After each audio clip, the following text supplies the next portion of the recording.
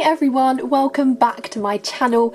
If you are new here, then my name is Lucy and I have just passed my third year medical school exam, so I am now a fourth year medical student studying at the University of Nottingham, and in today's video I'm going to be telling you every resource I have used studying medicine over the last 3 years. I'm also going to link all of the resources I talk about down below, so head to the description and you will be able to find them from there. Remember to follow me on Instagram if you are starting medicine this year or you're thinking of applying, because I post loads of study tips and medical school application tips over on my Instagram, as well as an insight into life at medical school, so go follow that.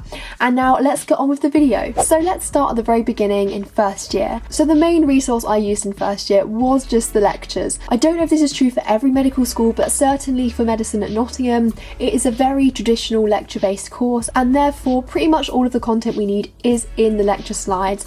And so basically I would say if you learn all the lecture slides, you would be able to comfortably pass your exams. Using textbooks is more to kind of deepen your understanding, which will obviously help you learn the information, and the only thing that isn't properly covered in lectures is anatomy. So the book I used for anatomy was this one. It is Essential Clinical Anatomy by Moore and Ager. Basically the two anatomy textbooks that were recommended to us and what people in my year had was either this one or Gray's Anatomy.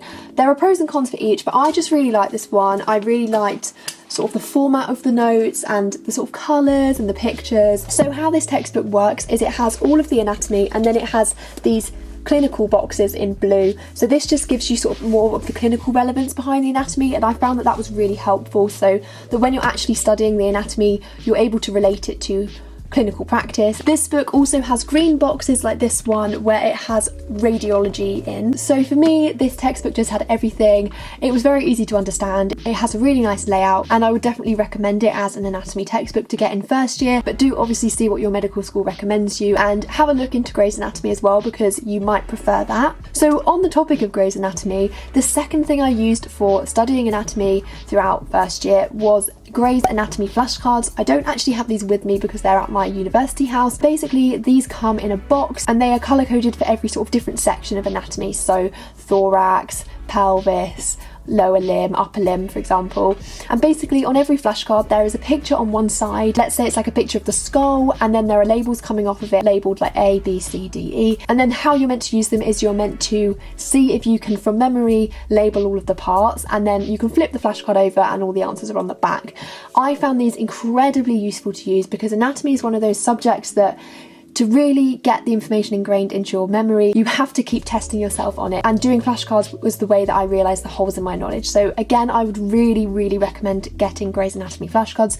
Most people I knew had them, and they come with a little sort of ring binder, so you can take them out of the box and you could just literally carry them around with you. I remember I used to just take them to the library. I used to carry them around the house with me and just like test myself whenever I had a spare moment, so definitely recommend getting them. Also for anatomy, I used the website Teach Me Anatomy. I've talked about this before on my channel. It is such a good website. All of the information on there is extremely concise and really easy to understand. Often if I felt like I wasn't really understanding something from the textbook, or I found that the textbook was a bit wordy or a bit complex, then I would just head to Teach Me Anatomy and it would be really simply explained there. It has really good pictures on Teach Me Anatomy too, and these are really useful if you want to copy and paste them into your notes when you're taking your notes, and it's all really sort of systematically categorized into different sections, so you can really easily navigate to exactly the thing that you want to read about. Like the textbook, it also has boxes with the clinical relevance behind the anatomy as well, which is really useful to read. And yeah, I found that in the end my notes ended up containing quite a lot of sort of the diagrams or the tables that Teach Me Anatomy had on their website, just because I thought they were really well laid out and they summarized information really well for me. Finally, for anatomy in first year, I also used some videos. So these were called Ackland videos. So it's basically a man who would talk you through the anatomy on a cadaver, so on a dead body. So firstly, I found that these were a really good way to sort of quickly revise. So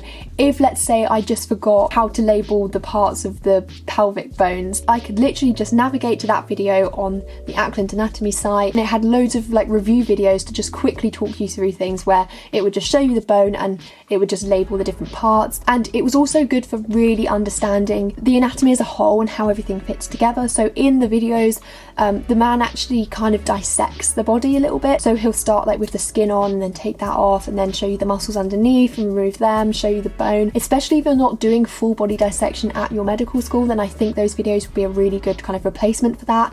At Nottingham we did do full body dissection, but sometimes I found that obviously we are novices at dissecting, we're not experts, so often we would maybe cut the wrong thing, or we would not have the nicest specimen to sort of view a certain part of the anatomy. So those videos were really good to watch, so I could see really clearly what different parts of the body look like. Now, I'm not sure if Ackland anatomy videos are something that you can sort of sign up to individually, because we sort of got a link to it from our university, so I think your medical school has to provide you with kind of login details and stuff like that. So I'm not sure if everyone will have access to that, but if you do have access to it and your medical school sends you the login details, then definitely use it. It was so useful. So let's move away from anatomy now. So for the rest of the course content, like I said, I mainly used just the lecture material, but the only textbook I did actually buy was a biochemistry one. I will link it down below. Again, I don't have it with me because it's at university. I'm not gonna lie to you, I didn't really use this textbook at all. I remember sort of when I was super keen at the start of first year, I was like, yeah, I'm gonna do loads of background reading, I'm gonna expand on what I learned. And to be honest, I just realised very quickly that the lectures were enough, and that when I was reading through the textbook, it was just like reading what the lecturer had already told me, but just maybe in a slightly more detail. But you didn't need that information in that textbook to be able to pass the exam. I mean, they wouldn't examine you on material that wasn't in the lectures really. So, I mean, it's completely up to you. There's a whole range of sort of different textbooks you could get, but I don't know, make sure that you really think you're going to use it, and also go and see if your library at your medical school has it, because often those books are available in the library, so you don't have to buy them. And even better, often they are actually accessible online. So from your university's online library, you can often access textbooks, so you can view them completely free of charge, and you don't have to sort of keep loaning them from the library. Really think about it before buying textbooks. Don't rush in and buy loads, because you don't really know what you will need to use yet. So if you're starting medical school this September, just kind of hold your horses a little bit, wait till you get there to kind of assess the situation. So finally, for first year, one of the resources I found incredibly helpful for clinical skills was a website called Geeky Medics. Pretty much every medical student will probably use this. I know that everyone I know uses it. And basically what this is as well as having other things, it's mainly like we use it for clinical skills. So for example, if you learn how to do a cardiovascular examination and then you get home and you think, oh, I can't quite remember all of the steps, or I can't remember why we did that or what I was looking for, and you're struggling to recall it, then go straight to Geeky Medics, and it has the best summaries of all of the clinical examinations. It's all really clearly in a nice sort of step-by-step order, and it has videos as well that you can watch. They actually have a YouTube channel. So yeah, I found this really helpful for, like I said, if I'd forgotten something I learned in clinical skills, then I could just go and remind myself on Geeky Medics. When I came to revise for my clinical skills exam, if I was a bit rusty, I could just quickly watch all the Geeky Medics videos to refresh my memory. Okay, so that is everything I used in first year, and if we move on to second year, then I think I pretty much just use the exact same things. In terms of anatomy, this is when I really started to discover how useful Ackland videos were and how useful flashcards were. I remember I started using flashcards a lot more. Finally, in third year, so as you might know at Nottingham, the first half of the year we are just doing our research project and our dissertation, and then in the second half of the year we start clinical placement.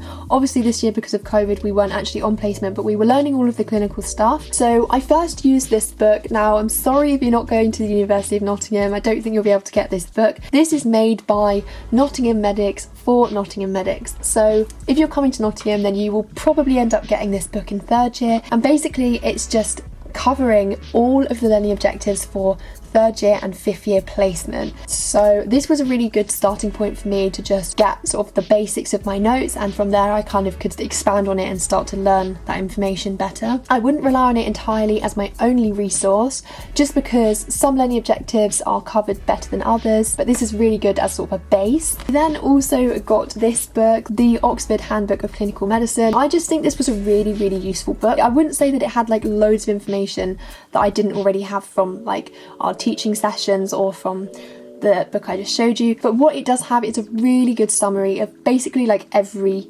general sort of disease that you might come across in sort of like medicine and surgery, and it's just very concise and condensed, so easy to sort of carry around with you and just whip out whenever you need it. And to be honest, I don't think it would be a bad thing to get this in earlier years as well, because then as you're learning about the sort of more clinical stuff in first and second year, you can just kind of refer to this book. It would just be nice to start familiarising yourself with different disorders and diseases and things, and the sort of signs and symptoms, the investigations, the management. I also used Teach Me Surgery.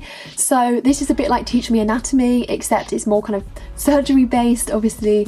So this was really good. Like if I just wanted to quickly read up about bowel obstruction or something, then Teach Me Surgery again is like Teach Me Anatomy, really nice, concise summaries. And lastly, in third year, I talked about this before in my videos, but I used the app Capsule. Again, like Ackland videos, this is kind of something that I think your medical school has to sign you up for. I know that I got emailed like a link to join. It wasn't that I just got the app by myself, but it was a really useful app for me in third year because it just presents to you loads and loads of case histories, and then you have to answer questions based on those histories, and it gives you really good feedback. And I think that is pretty much it. I hope this video was helpful. If it was, then please give it a like and leave a comment down below. Remember to subscribe to my channel to join me on this journey becoming a doctor, and I will see you very soon for my next video. Bye!